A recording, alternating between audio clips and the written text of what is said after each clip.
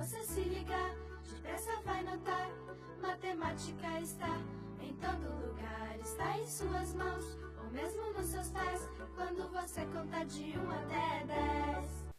Olá meninos, olá meninas do curso de Pedagogia da UniOeste. Estamos aqui mais uma vez para a nossa aula online, o nosso curso de matemática, de metodologia de matemática, falando sobre a Base Nacional Comum Curricular. Na outra vez nós falamos sobre os objetivos gerais para o ensino fundamental de 1º a 5º ano e hoje vamos falar especificamente dos objetivos da área de matemática. Então pegue aí no seu esquema, que eu deixei para vocês já resumidamente, que passa direto da fase geral para a área específica da matemática, no item 4.2, a área de matemática. Conhecimento matemático é necessário para todos os alunos da educação básica, seja por sua grande aplicação na sociedade contemporânea, seja pelas suas potencialidades na formação de cidadãos críticos, cientes das suas responsabilidades sociais.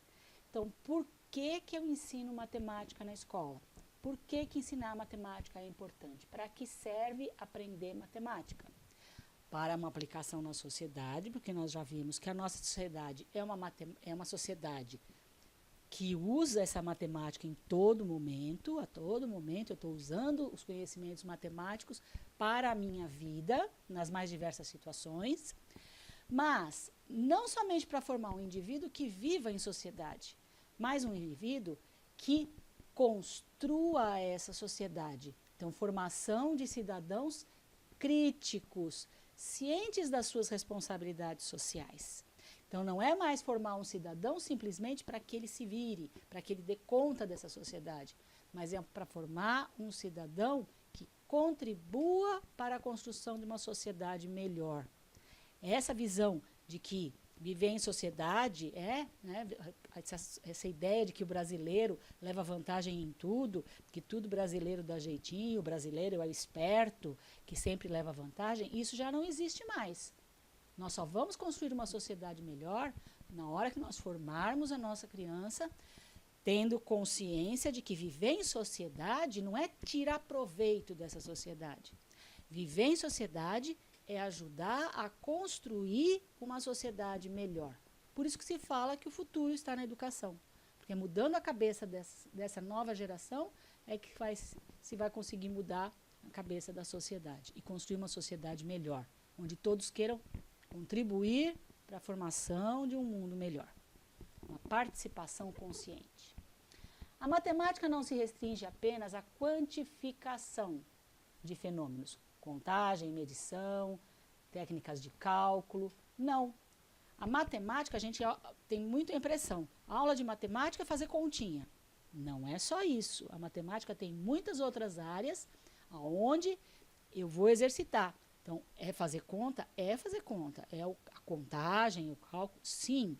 Mas tem muitas outras coisas. O espaço, o movimento, as formas, a relação. Aquelas noções que a gente trabalha desde a educação infantil, lembra? Em cima, embaixo, na frente, atrás, longe, perto, esquerda, direita. Tudo isso faz parte da matemática. As formas geométricas, a relação que elas têm com o espaço, o tratamento de informações, os gráficos, as tabelas, tudo isso faz parte da matemática. Então, aula de matemática não é só aula de fazer conta. Apesar da matemática ser por excelência uma ciência hipotético-dedutiva, o que é isso? É quando se coloca uma hipótese e se chega a uma conclusão. Então, eu vou fazendo um tipo de raciocínio, onde eu parto de uma hipótese e chego a uma conclusão, e aquilo é generalizado. Toda vez que eu tiver esse raciocínio, eu vou chegar a essa mesma conclusão. Apesar da matemática fazer isso, muitos conhecimentos já estão estruturados, porque suas demonstrações se apoiam sobre o sistema de axiomas e postulados. Afe Maria, que coisa complicada! Não era complicado, não. Axiomas e postulados são essas fórmulas que já estão prontas, né?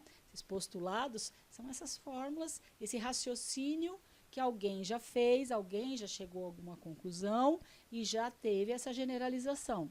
Apesar de ter isso, é fundamental importância considerar o papel heurístico das experimentações na aprendizagem matemática.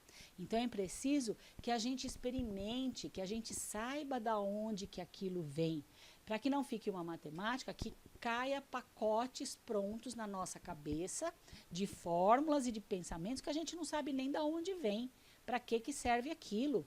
Então, cheio de fórmulas e de faça assim que dá certo, né? Divide pelo de baixo, multiplica pelo de cima. Então, eu vou fazer a conta, empresta um, vai um. Que é isso? Ninguém entende nada para que serve isso. Como empresta um? Como se fosse um banco assim, sem fundo. Eu tenho 4 para tirar 7. Empresta um. Empresta da onde? Você vai devolver depois? Nem para começar que nem é empresta, né? Mas a gente está falando isso tão no piloto automático para o aluno, que o aluno não entende nada, ele só sabe que dá certo, parece um jeitinho. Professora, dá um jeitinho. Uma vez um aluno perguntou, por que eu tenho que emprestar um? Não posso emprestar 2, 3, 4? Porque nem ele mesmo sabia para que servia aquilo, e o jeito que foi explicado, uma coisa pronta que cai na cabeça, olha, faz aí que dá certo. Então, não é assim. É preciso experimentar. Se o aluno conseguir encontrar um novo caminho, ótimo, mas ele não precisa inventar uma nova matemática. Mas é preciso que ele experimente, ele reexperimente o processo de pensamento que foi estruturado. Então, aquela fórmula, aquela maneira de fazer, teve um processo de pensamento. Então, o aluno, quando ele reconstrói esse processo de pensamento, ele reexperimenta essa situação, aí sim ele vai construir esse pensamento. Então, as fórmulas são importantes? São os atalhos. Mas se eu não tiver o meu atalho, eu sei qual foi esse processo. Lembra que eu falo que a gente vai falar bastante isso. Eu vou pelo método matemático, mas eu vou ao método do feijão. Qual é o método do feijão? É o passo a passo, onde eu construo esse pensamento.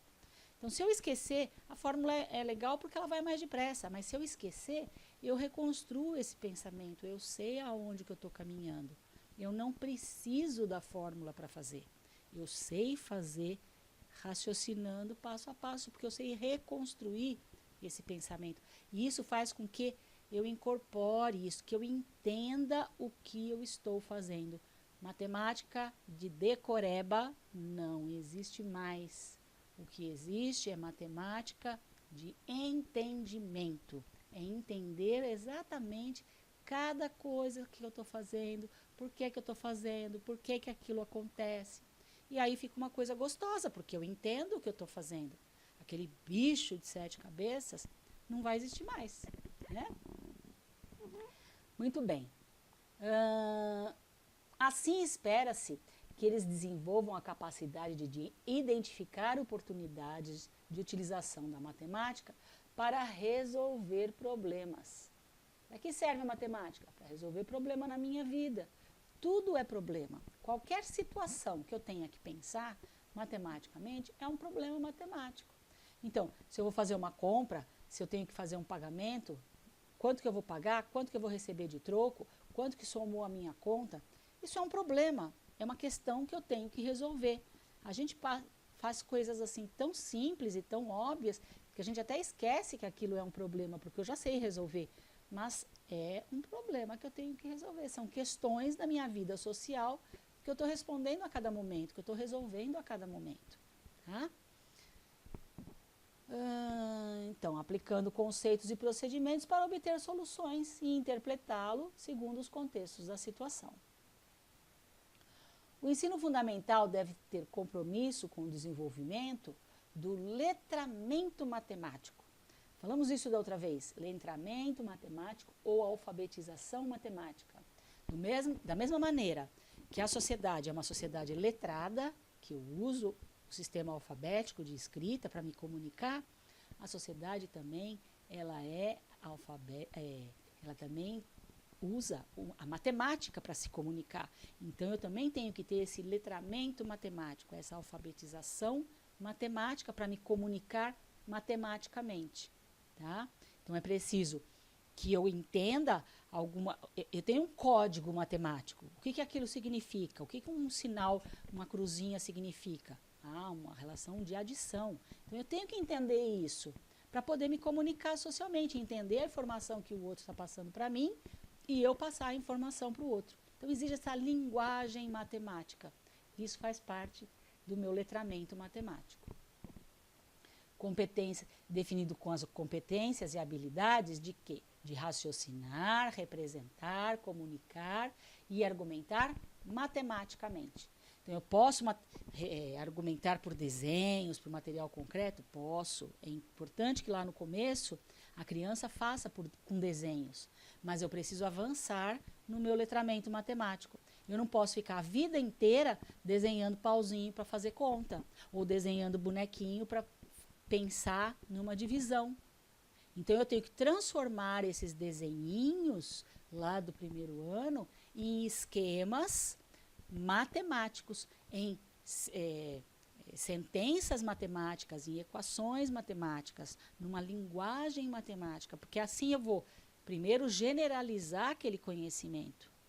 Se toda vez eu ficar fazendo aqueles desenhinhos, eu não consigo generalizar aquilo. Da próxima vez eu vou ter que fazer de novo. Então, eu vou generalizar, vou transformar aquilo numa linguagem matemática para poder me comunicar socialmente com essa linguagem. É também o letramento matemático que assegura aos alunos reconhecer que os conhecimentos matemáticos são fundamentais para a compreensão e atuação no mundo e perceber o caráter de jogo intelectual da matemática, com um aspecto que favorece o desenvolvimento do raciocínio lógico e crítico, estimula a investigação e pode ser prazeroso. Então, esse letramento, quando eu entendo essa linguagem matemática, quando eu consigo me comunicar matematicamente, eu entro nesse jogo intelectual da matemática. Então, esse pensar matematicamente na minha vida social, nos meus problemas do dia a dia, problemas que fazem sentido para mim, que são do contexto ali da criança, né? Problemas simples. Qual é o contexto da criança? A vida, a festa de aniversário, as coisas que ela vive, os objetos que ela convive, isso é do contexto dela. Tudo pode virar problema, tudo pode ser transformado num problema para ela resolver, num desafio para ela resolver. E esse jogo, esse pensar matemático que é desafiador, é muito prazeroso, porque eu vou interagir com esse processo, e não uma coisa que eu vou ficar sentado esperando acontecer e vou simplesmente fazer de uma forma que me ensinaram. Não, isso eu faço desse jeito, isso eu faço desse jeito, isso eu faço desse jeito. E não estou nem entendendo por quê. Eu faço ali no piloto automático, eu só sei que dá certo. Para que serve? Por que eu fiz? Não sei. Isso não é prazeroso. Aí vira um bicho de 7 cabeças. Matemática vira aquele monstro que eu só tenho que decorar e eu não entendo. Se eu entendi é porque está errado. Não é isso não. Se eu entendi é porque está certo. Eu tenho que entender para poder gostar daquilo. O desenvolvimento das habilidades. Tá. Os processos matemáticos de resolução de problemas, de investigação, projetos, da modelagem, podem ser citados como formas privilegiadas de atividades matemáticas. Então, esses processos, esse pensar matemática, para eu poder entender, eu tenho que estruturar um processo de pensamento, né? Não mais uma coisa pronta. Então, eu tenho a resolução de problemas, a investigação, que é o quê? Eu separar ali dentro da minha situação quais as informações que eu tenho, aqueles números que aparecem, quais são, que informação esse número me dá para eu poder montar um esquema de raciocínio, o que eu vou fazer com essa informação, né? Muitas vezes nem todas as informações a gente usa num problema, tem informação ali que eu não preciso. Então, eu tenho que identificar o que é que eu vou usar para resolver o meu problema. Projetos, que é o que eu vou, que caminho eu vou percorrer, e modelagem. Modelagem é um termo que vem do pensamento computacional, da informática. Quando eu faço uma modelagem de raciocínio, significa os passos que eu vou fazer, como eu estou me organizando para chegar àquela conclusão.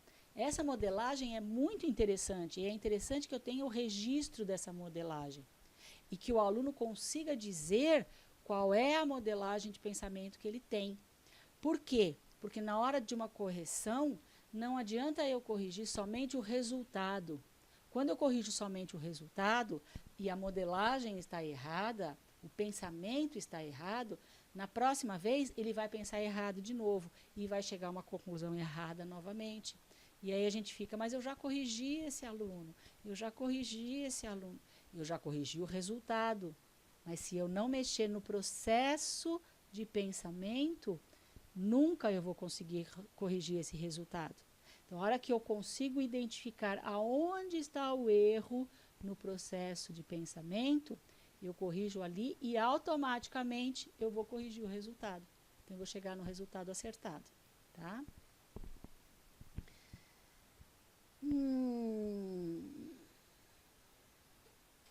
Esses processos de aprendizagem são potencialmente ricos para o desenvolvimento das competências fundamentais do letramento, raciocínio, representação, comunicação, argumentação, e para o desenvolvimento do pensamento computacional, que é esse pensamento organizado.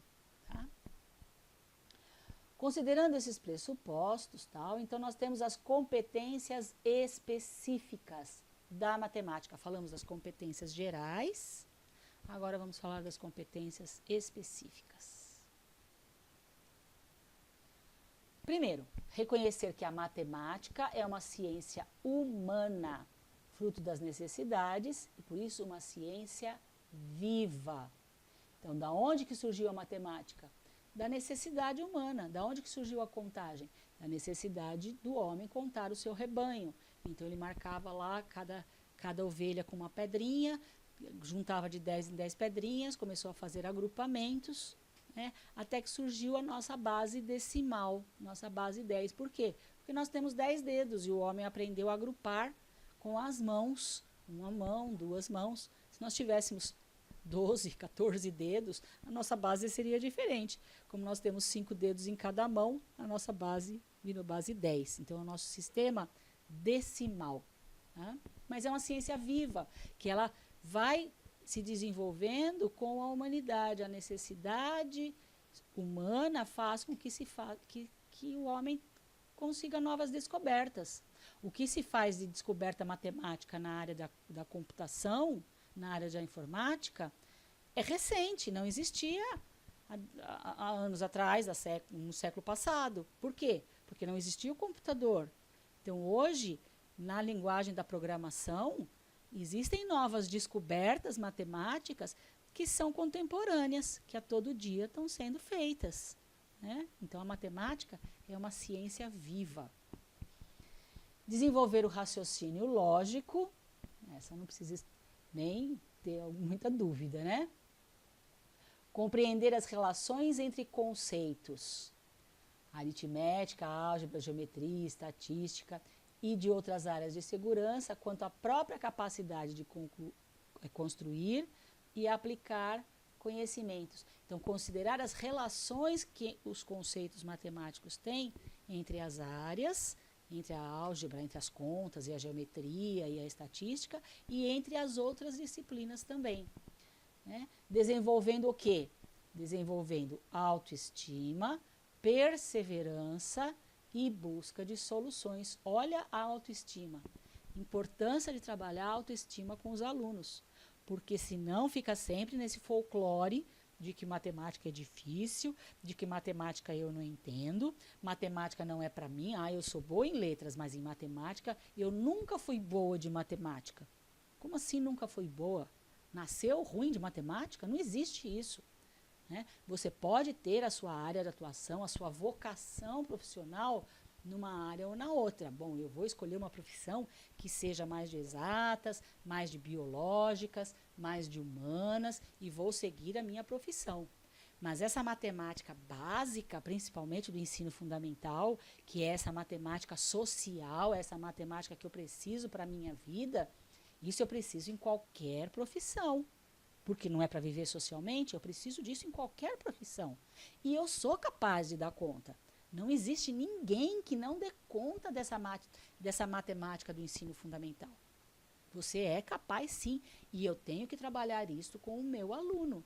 Então, para que eu me dê bem com a matemática, eu preciso fazer as pazes com a matemática, eu preciso estar com a minha autoestima boa e fazer o aluno perceber que matemática é uma coisa gostosa, sim, que ele é capaz, que aquilo é gostoso, que eu preciso entender para ser gostoso, né? E aí a minha autoestima vai ficar valorizada, a autoestima do meu aluno vai ficar valorizada. Então aí vai ser gostoso, vai ser prazeroso, ele vai se sentir capaz de fazer aquilo. 4. Fazer observações sistemáticas de aspectos quantitativos e qualitativos. Então, eu vou pegar aqueles números e vou ver o que aqueles números significam qualitativamente. A informação do meu problema que eu estou estruturando, qual é aquele dado que eu tenho, o que aquele dado significa, é uma informação qualitativa. O mesmo número, dependendo da situação, ele pode significar duas coisas dentro de um problema.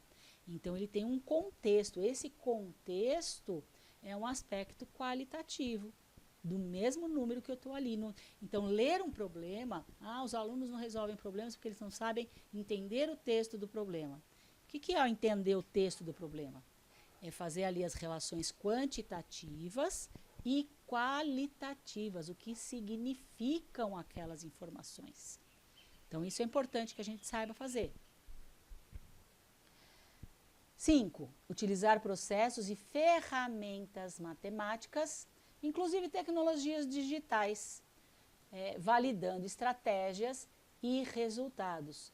Inclusive tecnologias digitais, sim, né? Vou usar calculadora, vou usar computador, vou usar sim. Agora não vou ficar dependente disso. Eu tenho que saber fazer. Enfrentar situações, problema em múltiplos contextos, expressando respostas e sintetizando conclusões, utilizando diferentes registros e linguagens, gráficos, tabelas, esquemas. Então, eu vou pensar matematicamente usando diferentes estratégias. No começo, sim, usando desenhos, mas também vou usar gráficos, vou usar tabelas, vou usar, né, vários tipos ali de organização dessas informações até que eu chegue numa linguagem matemática convencional. Fluxogramas, algoritmos, que são as contas propriamente ditas, como a gente está acostumado. Desenvolver e discutir projetos de questões de urgência social com base em princípios éticos, democráticos, sustentáveis e solidários. Olha, a atuação na sociedade, então eu vou usar o meu conhecimento matemático para o bem da sociedade. É preciso despertar nos alunos essa visão, então, para que a gente tenha novas descobertas, novas influências, né? Pessoas que influenciem a sociedade. Nós estamos formando a próxima geração. É essa próxima geração que vai dar conta da sociedade que está aí, desse mundo que tem que ser sustentável, que tem problemas graves a serem resolvidos. Então, nós temos que formar essa nova geração com esta visão de ação sustentável, a ação direta dentro da formação social, dentro da formação do mundo. Valorizando a diversidade em grupos sociais, sem preconceitos de qualquer natureza. Então, numa sociedade inclusiva, sem preconceitos, onde eu aprendo a trabalhar em grupo, onde eu troco informação com meus pares, interagir com seus pares de forma cooperativa, trabalhando coletivamente, desenvolvimento da pesquisa, respeitando o modo de pensar dos colegas e aprendendo com eles. Então, é muito saudável que os alunos troquem informações entre eles, que os alunos interajam com eles. Eu fico muito desconfiada em professor que fala assim, a minha classe é linda, não dá um pio. Eu desconfio. Classe que não dá um pio, pode ser que ela não esteja participando, também pode ser que ela não esteja pensando. Quando a criança fica muito quietinha, pode ser que ela tenha parado de pensar e está só engolindo aquilo que está sendo colocado para ela. E aí ela para de pensar, ela para de construir o seu raciocínio para simplesmente engolir uma informação e tentar devolver aquilo prontamente depois. Se ela esquecer um passo, ela já não sabe mais repetir. Quando você fala, explique com as suas palavras, ela não sabe, porque ela só engoliu aquilo e só sabe devolver exatamente do jeito que ela explicou, que ela escutou, ela decorou aquilo. Quando ela não sabe explicar com as suas palavras, é porque ela não entendeu. Então, criança muito quietinha, tem criança que é boazinha, eu sei, mas uma classe inteira que fica ali quietinha, sem dar um pio, alguma coisa está errada. Não é saudável. É saudável que a criança fale, que a criança pergunte, que ela interaja com o seu amigo, que ela troque ideia com o seu amigo para ver como foi que ele fez, como foi que ela fez. Às vezes a criança não entende que o professor entende com o amigo. O amigo explicando, ele vai lá e entende. Então, essa troca de experiências e que a criança coloque para fora o que é que ela está pensando. Senão, como é que você vai saber, nesse processo de pensamento, aonde que está o erro? Se eu não sei como é que ela está pensando, ela não fala nada, ela fica só parada olhando para a minha cara. Como é que eu vou saber o que ela está pensando? Como é que eu vou entrar dentro da cabeça dela e saber se o que ela está pensando está correto? Então, é preciso que ela fale, que ela desenhe, que ela faça os esquemas, que ela chegue numa linguagem matemática, que ela construa esse pensamento, para que eu possa intervir e verificar se esse pensamento está correto, corrigir quando for necessário, tá? 4.21, matemática. Então, com base nesses documentos, a matemática reúne um conjunto de ideias fundamentais que produzem articulações entre eles, essas ideias, né, de equivalência, ordem, proporção, interdependência, representação. Então, aqueles conceitos que a gente já sabe que estão interrelacionados. A proporcionalidade, por exemplo, deve estar presente no estudo de operações com números naturais. Eu entender que as operações elas estão baseadas numa proporção. Né? Então, à medida que eu mexo de um lado, eu vou alterando o outro lado. Que esse sinal de igual, essa igualdade, também significa uma proporção. Então, uma diferença entre um número e o outro, quando eu faço uma subtração, eu consigo chegar a uma diferença entre dois números. Qual a diferença entre o 7 e o 4? Então, eu tenho uma diferença ali de 3. Se eu mexer de um lado, essa diferença vai aumentar. Para eu conseguir equiparar essa diferença, eu mexo do outro lado também. Então, isso vai tendo um equilíbrio. Então, essa proporcionalidade presente na matemática é importante. Mas depois a gente conversa sobre isso de novo, tá? As operações dos números naturais ligadas às ações do cotidiano. Isso já falamos, né?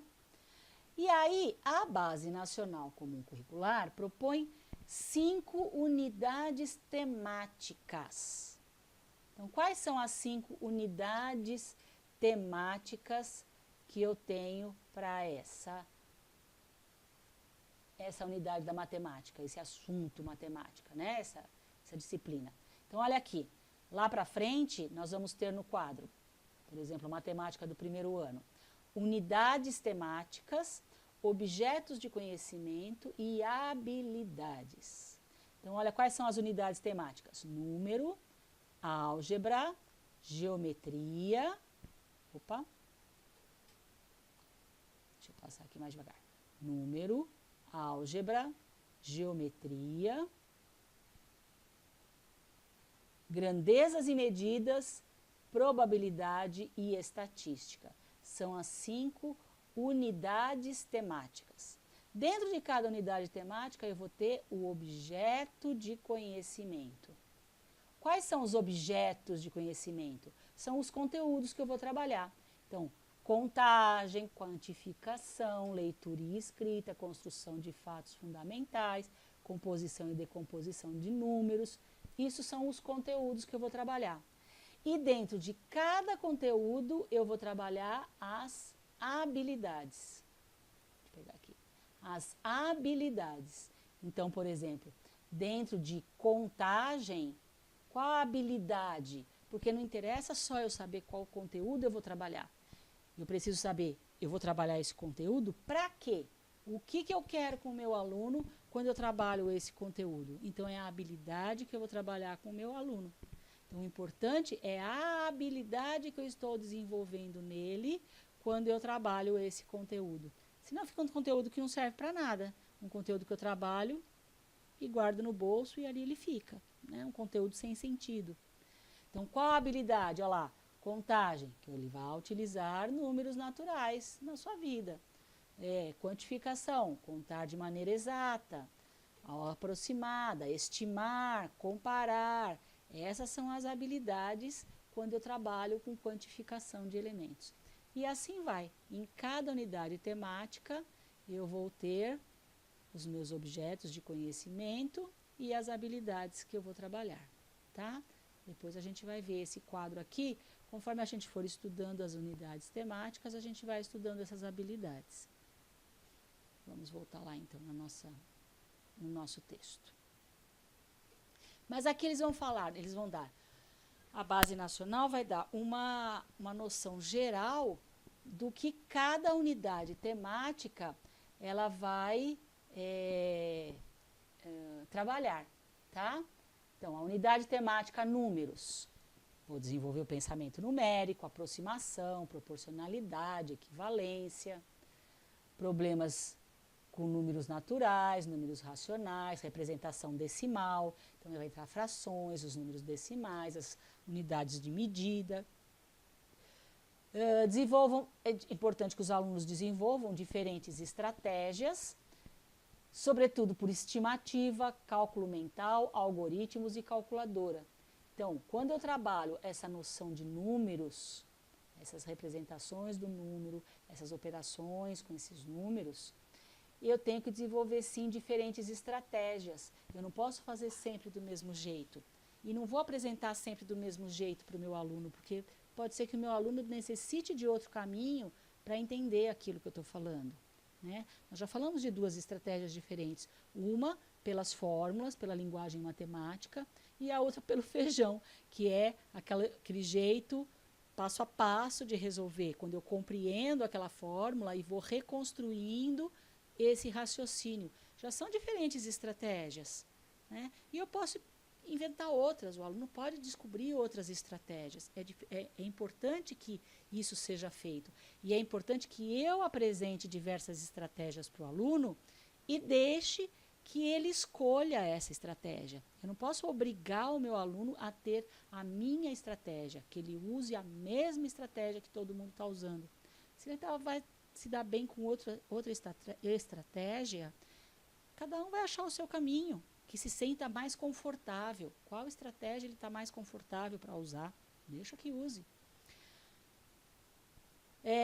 Utilizando estimativas e cálculo mental. O cálculo mental é muito importante. Né? Algumas operações eu tenho que saber fazer na cabeça. Os fatos básicos da adição até 10 facilitam o meu entendimento. A tabuada é um cálculo mental onde eu tenho que decorar. Ela é decorada? Mas ela facilita o meu cálculo mental. Se toda vez que eu for fazer 4 vezes 2, eu tiver que fazer pauzinho e contar quantos pauzinhos eu tenho, eu não consigo fazer uma conta nunca. Agora, se isso já tiver automatizado, 4 vezes 2, 8, então eu consigo fazer um cálculo mental mais rápido, porque eu sei que 4 vezes 2 é igual a 8. Não é? Então, não adianta toda vez eu ter que reconstruir aquilo. O cálculo mental exige um raciocínio mental mais rápido. E, para isso, eu tenho algumas coisas que são decoradas. A tabuada é uma delas. Algoritmo, que é a maneira formal de se fazer a conta, que é importante, sim. Por quê? Porque aquilo organiza o meu raciocínio. Às vezes, eu consigo fazer uma conta rapidinho, porque é uma conta pequena, mas quando eu tenho uma conta com números maiores, eu tenho que ter essa organização nesse algoritmo, porque se eu não tiver uma organização, eu me perco e não consigo fazer. Então, essa organização do algoritmo, ainda que eu não use, ainda que eu seja super craque em cálculo mental, que eu vou fazer tudo mentalmente. Eu tenho que saber fazer esse algoritmo, porque em algum momento eu posso precisar dele, eu tenho que saber fazer. E o uso da calculadora. Então, a calculadora vai usar para quê? Para que eu uso a calculadora no mundo? Para fazer cálculos grandes, onde o algoritmo é muito grande. Né? Então, a calculadora está aí para ajudar, a calculadora está aí para ajudar, eu vou usar. É um recurso contemporâneo que não pode ser ignorado, né? Só vem para nosso favor. Só que ele não é uma muleta. Eu não posso criar uma sociedade que não saiba pensar. Se eu fico dependente desse computador, se eu fico dependente dessa calculadora ao extremo, eu vou ter uma sociedade que, em vez de evoluir, vai regredir. O dia que a calculadora quebrar, eu não faço mais conta. Quer dizer, então, eu sou vendedora de uma loja, se eu não tiver uma calculadora do lado, eu não sei mais calcular quanto a pessoa vai me pagar. Como assim? Quer dizer, não sei, nós estamos vendo situações muito extremadas de pessoas que não conseguem fazer conta nenhuma se não tiver o uso da calculadora. Então, virou uma dependência muito grande. Isso faz com que a pessoa regrida mentalmente. E não é assim, tá? A calculadora não está aí para isso, não. Ela está para ajudar, não para limitar. Nesta fase, espera-se também o desenvolvimento de habilidades que se refere à leitura, escrita, ordenação de números naturais e racionais, né? Sistema de numeração decimal, nós temos que entender como é que o nosso sistema funciona. Do jeito que a gente entende o nosso sistema de escrita alfabético, nós entendemos o nosso sistema de numeração decimal. Valor posicional dos algarismos, o que é a dezena, o que é a unidade, o que é centena, quanto vale, quanto... Isso tudo tem que ser muito bem entendido. Indicando a necessidade desses números racionais, tanto na representação decimal, representação decimal, como na fracionária. Representação decimal e número fracionário, as frações, elas fazem parte da mesma moeda, né? A fração é o número que eu estou dividindo e o número decimal também são as casas que eu estou dividindo. Elas estão muito ligadas à representação decimal da fracionária. Mas são duas representações importantes, né? Que eu não vou parar só nos números inteiros.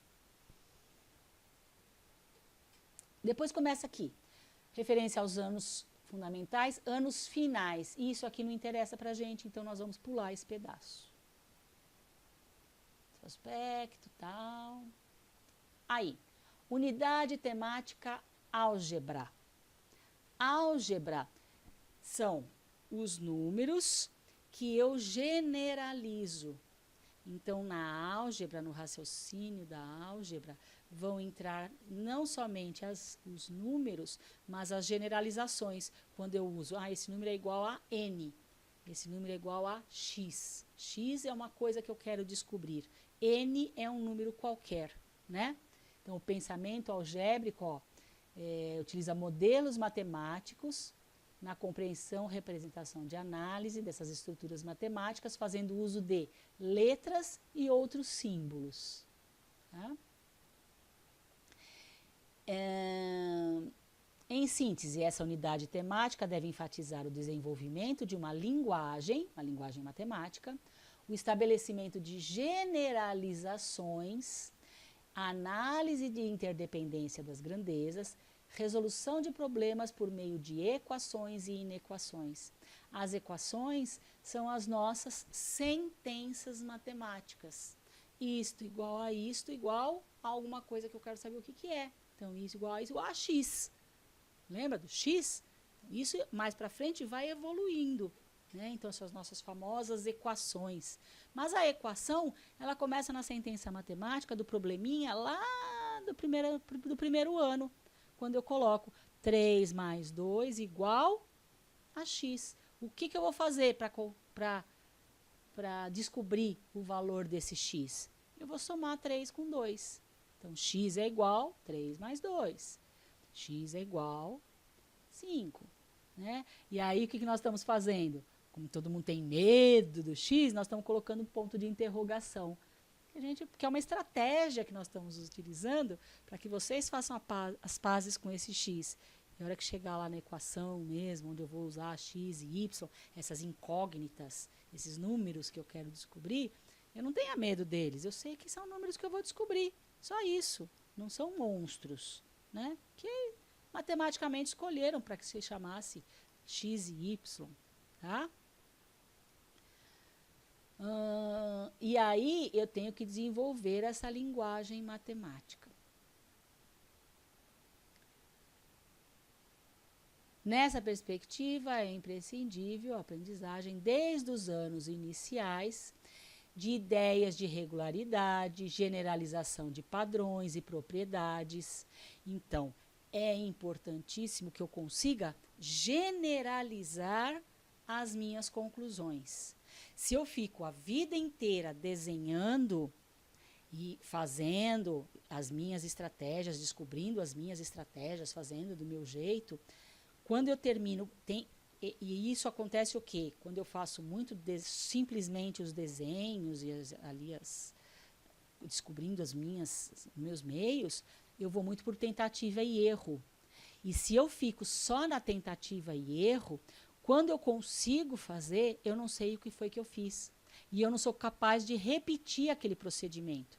Então, para essa situação, eu fiz um desenho, fui lá na tentativa e erro e consegui dar conta.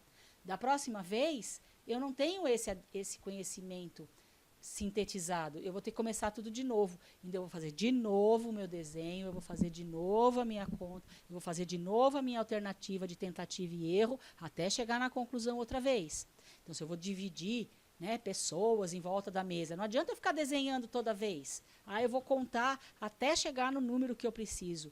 Isso resolve essa situação, mas não resolve todas as situações.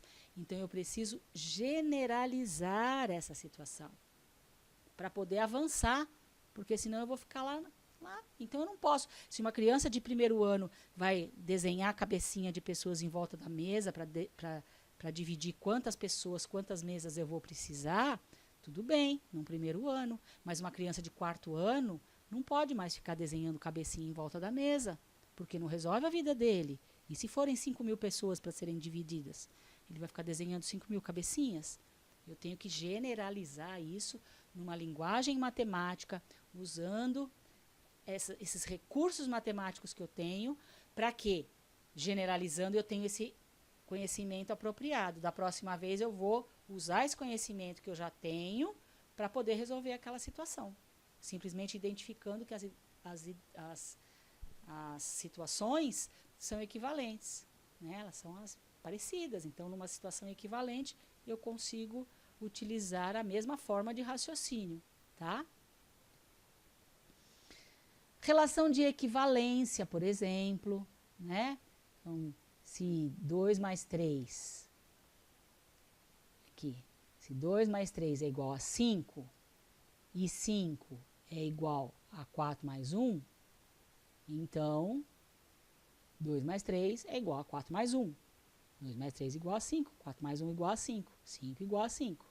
Né? Então, essas relações, essas equivalências, isso é importante que a criança tenha na cabeça. Então, eu tenho que trabalhar de diversas formas, e não somente fazendo continhas. Percebe como mudou? É uma matemática muito mais dinâmica do que aquela matemática que a gente estava acostumado a aprender, e aquela matemática chata, né, que não convence, que não anima, que não seduz ninguém, que não é nem um pouco prazerosa, porque é uma coisa chata, repetitiva, que eu não entendo.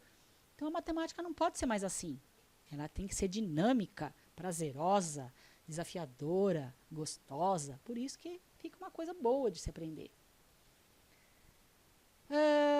Então, variação proporcional direta entre grandezas, sem utilizar a regra de 3. Proibido usar a regra de 3? Não, de maneira alguma. Mas não ensinando a regra de 3 como uma coisa pronta e acabada. Faz assim que vai dar certo. A gente usa a regra de 3 que não sabe nem de onde veio, para onde foi, para que serve aquilo. E se mudar uma situação, já não sabe mais construir aquela regra de 3. Então, eu preciso entender para depois me utilizar da regra. Tá?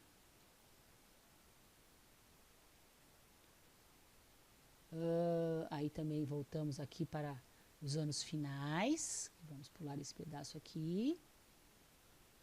Aí temos a geometria.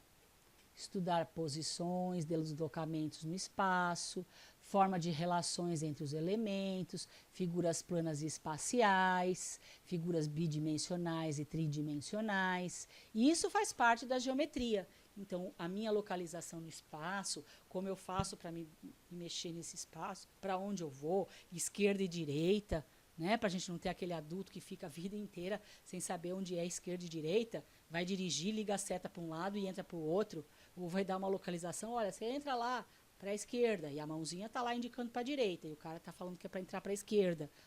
A pessoa não se localiza nesse espaço, né? Então, essa localização matemática, ela é muito importante, ela faz parte dessa geometria espacial, certo? Pontos de referência, então se eu estou aqui, isso fica para a direita, para a esquerda, para cima, mais abaixo, para que eu me localize socialmente, se eu tenho que ir em algum lugar, não, eu tenho aquele ponto de referência, eu sei que eu vou mais para o norte, e aí, né, esse bairro fica naquela direção. Isso é socialmente muito eficiente. Estimem distâncias, né, fazer uma estimativa de quanto que está aquilo distante do outro lado, relação de forma, lá, figuras geométricas bidimensionais, tridimensionais. O que é isso? Bidimensionais são as figuras somente desenhadas, que só tem altura e largura, só tem 2 dimensões. Tridimensionais são as figuras espaciais, onde eu tenho altura, largura e profundidade. Então, são as figuras sólidos geométricos que a gente conhece, né? Nomeiem, comparem polígonos, lados, vértices, simetrias. A gente vai trabalhar isso quando a gente chegar nessa unidade, tá bom? Então, outra unidade, assim, a unidade temática, grandezas e medidas. São todas as formas de medida, né?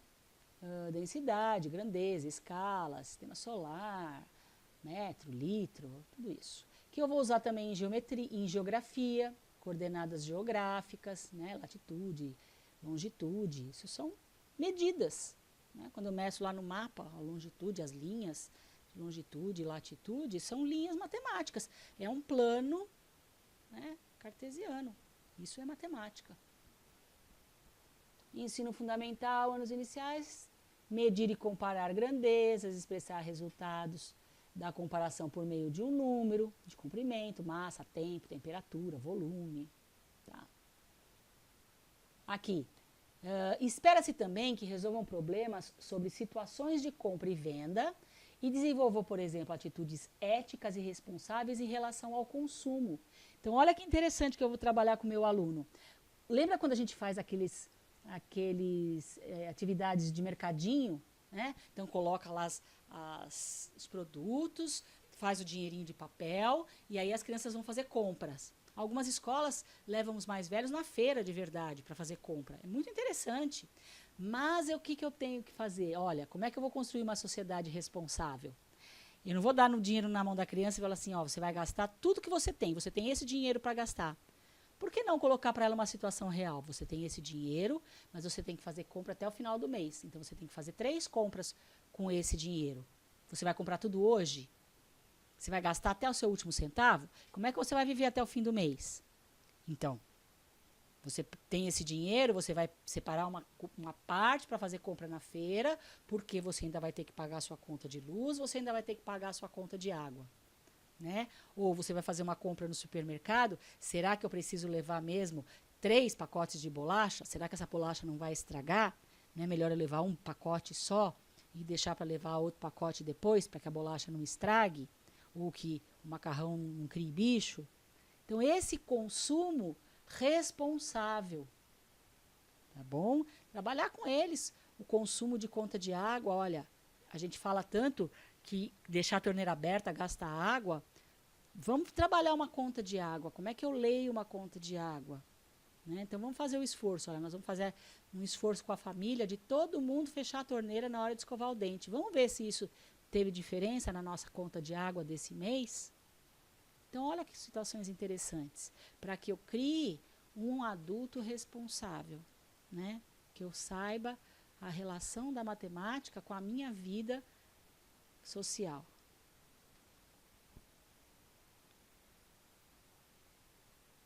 Na unidade probabilidade e estatística, então eu vou coletar, organizar as informações, representar, interpretar e analisar dados. São os gráficos e tabelas que a gente está acostumado. Gráfico de coluna, gráfico de setores, que não é gráfico de pizza, é gráfico de setores, aquele redondinho. E isso está muito presente nas notícias, nas coisas que eu estou utilizando. Então, a porcentagem, quando uma notícia fala, tantos por cento da população aconteceu isso assim, assim. A campanha de vacinação já vacinou 80% da população. Quanto que isso significa na população? Qual o impacto social que isso tem? Né? Eu aprender a entender essa notícia. Se eu não souber o que significa uma porcentagem, eu não consigo entender o que essa notícia está falando. 80% é bom ou é ruim? Né? Isso está bom? O que vai acontecer agora? Então, eu tenho que saber o que significa esse 80%, para entender o que essa notícia está me falando. Uso da tecnologia, como calculadora, noções de probabilidade. Como que eu calculo essas noções de probabilidade? Né? Para que é bom eu fazer isso? Qual a probabilidade dessa resposta acontecer?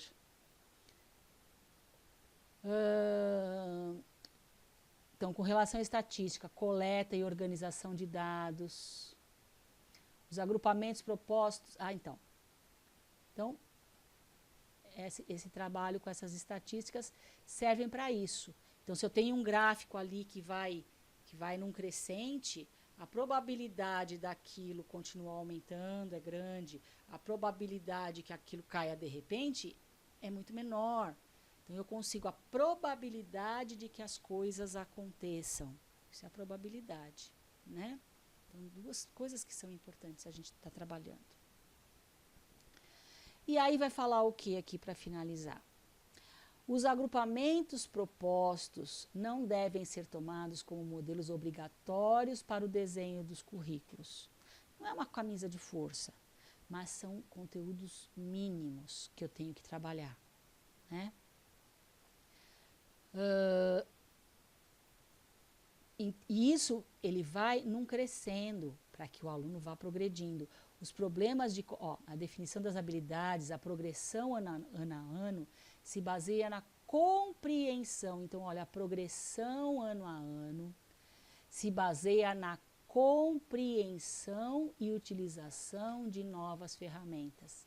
Não é mais uma matemática de decoreba, é uma matemática da compreensão.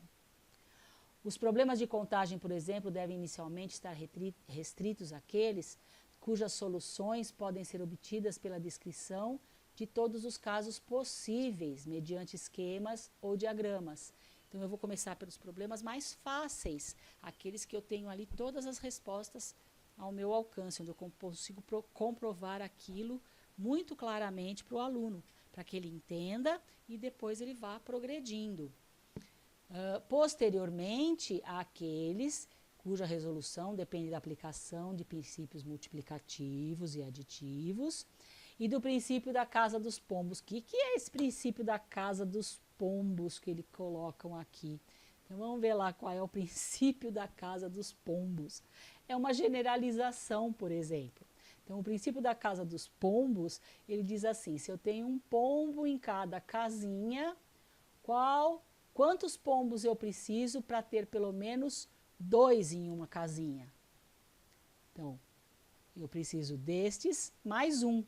Então, quantos pombos eu tenho aqui? Não importa. Esse número que eu digo não importa é um número N. né? Eu tenho N pombos. Só que N pombos, cada um tem sua casinha.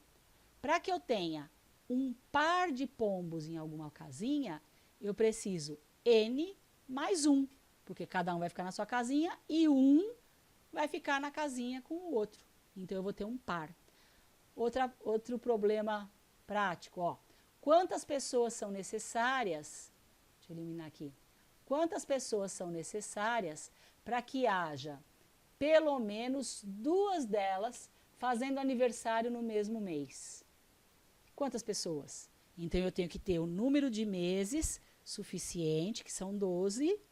Então, o N, 12. Para que haja 2 pessoas fazendo aniversário no mesmo mês, eu preciso de N mais 1. 12 mais 1. Então, com 13 pessoas, garantidamente 2 vão fazer aniversário no mesmo mês. Porque não tem 13 meses, só tem 12. Né? Então, esse é o princípio da casa dos pombos, que eles colocaram aqui para exemplificar, mas que não é para assustar ninguém, não. Esse é o princípio da casa dos pombos. Outro exemplo é a resolução de problemas envolvendo operações fundamentais utilizando ou não a linguagem algébrica. Tá? Então, eu posso ter a resolução de problemas através de esquemas, através de gráficos, e aí até progredir para essa linguagem algébrica.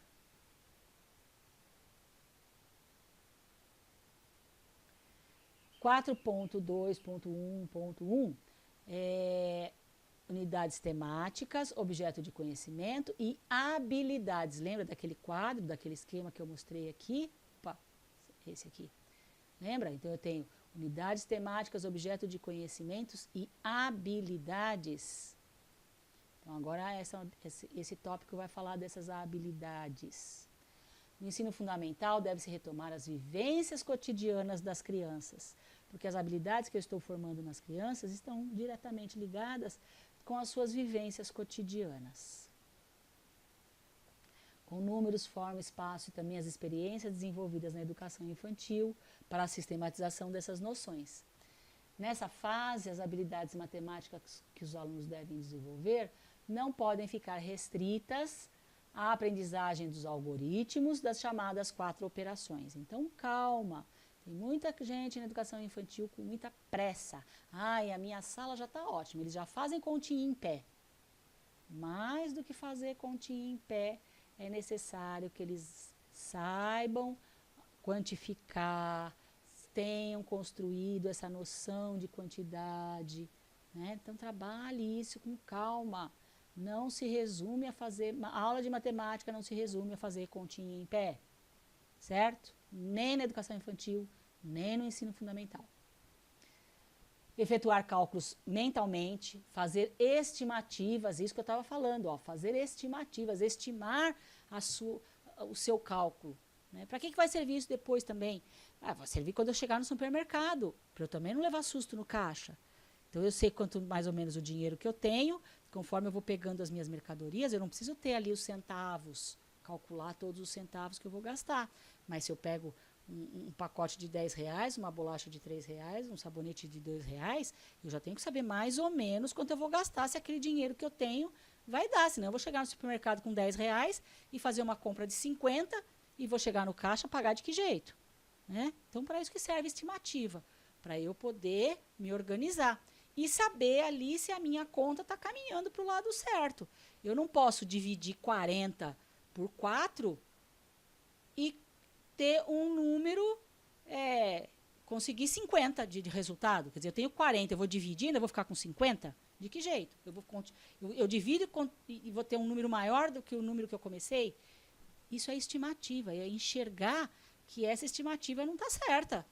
Né? Eu tenho que saber mais ou menos para onde eu vou. Se eu vou dividir 40, bom, o meu resultado tem que ser menor do que 40. Não pode ser maior que isso.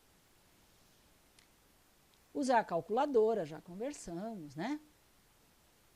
Portanto, a base nacional orienta-se intrinsecamente relacionado à compreensão, sem deixar de lado suas aplicações. Então, eu vou compreender, eu vou generalizar e eu vou aplicar. A generalização vai ser aplicada, mas a generalização não vai ser decorada. Eu não vou decorar generalizações, eu não vou decorar fórmulas. Ah, faça isso que dá certo, empresta um que dá certo. Não, eu vou compreender.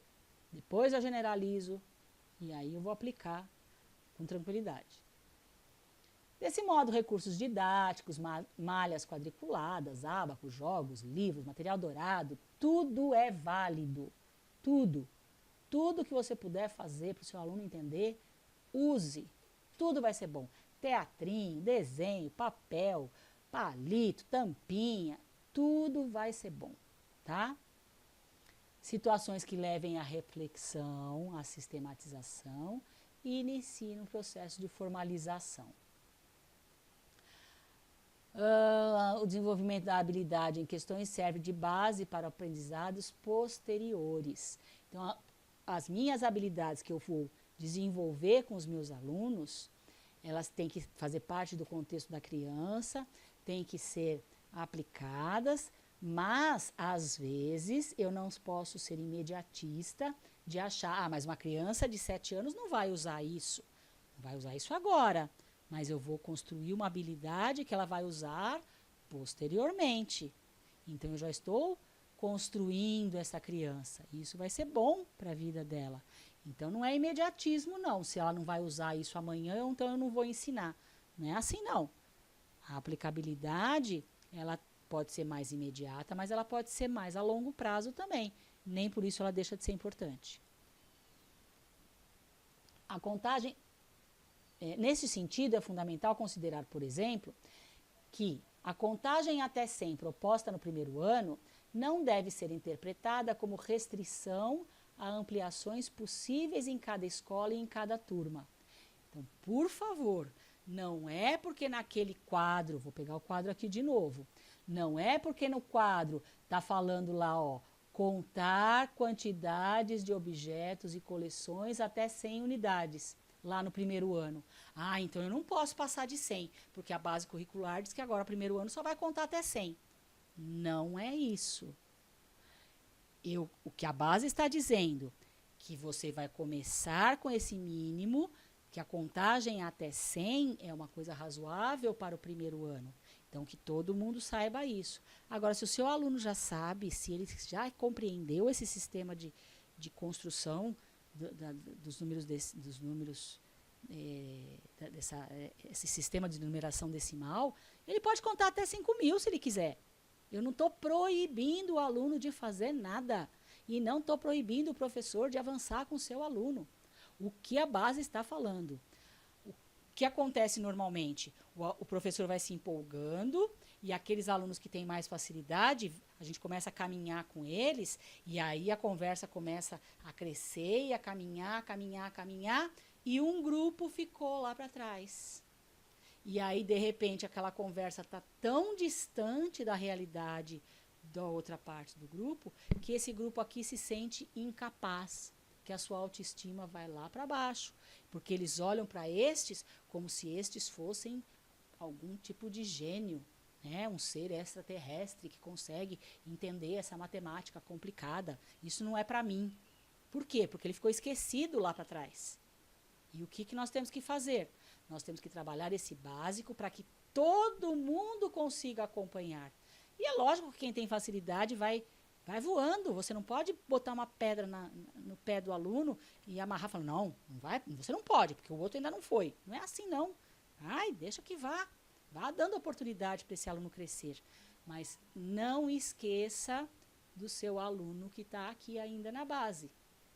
A autoestima dele, como é que está? Ele tem que entender, tem que compreender, tem que se sentir capaz, porque ele tem que saber, ele tem o direito de conseguir aprender esse mínimo, né? E isso, então, cuidado na hora da cobrança.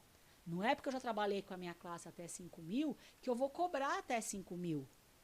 Eu vou cobrar esse mínimo, porque o meu aluno que está no mínimo, ele vai dar conta desse mínimo. Ele não está ótimo?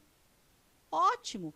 Se alguém sabe até 5.000, deixa, mas eu não preciso cobrar isso da classe toda. Ah, mas 70% da minha classe conseguiu. Tá, 70% da classe conseguiu e o outro 30% que não conseguiu. Como é que fica a autoestima desse aluno se eu começar a cobrar sempre pelo topo? É lógico que ninguém vai conseguir atingir o topo. Então, quanto mais eu cobro pelo topo, mais eu distancio o aluno que está na base. Não é? Então, eu tenho que cobrar aquilo que eu me propus a ensinar. O que eu me propus a ensinar no primeiro ano? Contagem até 100, então é isso que eu vou cobrar. Certo? O que vier depois disso é lucro. Vamos voltar lá. Então, ó, não tem restrição, não. Pode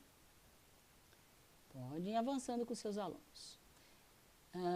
Então, é importante que os alunos também participem desse processo, né, de formular e formular esses problemas. Então, resolver problemas envolvendo algum processo, né? Eu não vou fazer mais problemas de adição, problemas de subtração. Não. Envolvendo um processo de raciocínio. Reflitam, questionem o que ocorreria se algum dado do problema fosse alterado. Então é importante isso. Eu resolvo um problema e falo, mas e se, de repente, isso aqui fosse diferente? Como é que ficaria agora? E se isso aqui fosse diferente? Como é que ficaria agora? Então, a partir de uma solução, eu proponho novas alternativas. E isso é muito interessante. Refletir, questionar sobre sua própria conclusão. Né? E eles mesmos proporem novos problemas, proporem novas situações. Os alunos também formulem problemas em outros contextos. Tá? Muito bem. E aí chegamos às unidades temáticas, aos quadros, que vai aparecer primeiro ano, segundo ano, até o quinto ano. E aí é interessante que você faça o quê? Visualize assim em 2 páginas, ó, coloque aqui visualizar, exibição, 2 páginas, para que ele já fique assim, ó, você já enxergue como um todo. A unidade temática, o objeto de conhecimento e a habilidade. E você vai fazer o quê? Se você já está com isso impresso, que se você tirou xerox, iguale as páginas, né, para você poder ter essa visão aqui, ó. Então, você vai pegar cada unidade de conhecimento, cada unidade temática, dentro do objeto de conhecimento, qual é a habilidade que eu vou trabalhar? Quantificação. O que eu vou trabalhar dentro do objeto de conhecimento, quantificação? Eu vou trabalhar contar, eu vou trabalhar estimar, eu vou trabalhar, né? Então, essas habilidades, dentro da leitura da reta numérica, contar quantidades, construção de fatos, construir fatos fundamentais da adição. Então, quais são as habilidades que eu vou trabalhar? Faça esse exercício para você ter uma noção do que é que vai ser trabalhado. Tá? Não precisa fazer tudo junto, não, porque senão se torna cansativo e você para de aprender. Conforme a gente for trabalhando cada unidade temática, a gente vai voltar nessas habilidades. Bom, então, conforme a gente for trabalhando a unidade temática números, a gente vai trabalhar as habilidades que são necessárias para aquela unidade temática. Certo? Terminamos aqui a nossa base nacional curricular. Nos encontramos novamente nas aulas, lá na faculdade, e em próximas aulas online, que nós vamos abordar outros assuntos, agora dentro das unidades temáticas, exatamente como a gente trabalha cada unidade, cada objeto de conhecimento. O que a gente for trabalhando na classe, a gente vai completando com essas aulas online. Tá bem? Bons estudos e espero vocês lá na faculdade. Beijo, até!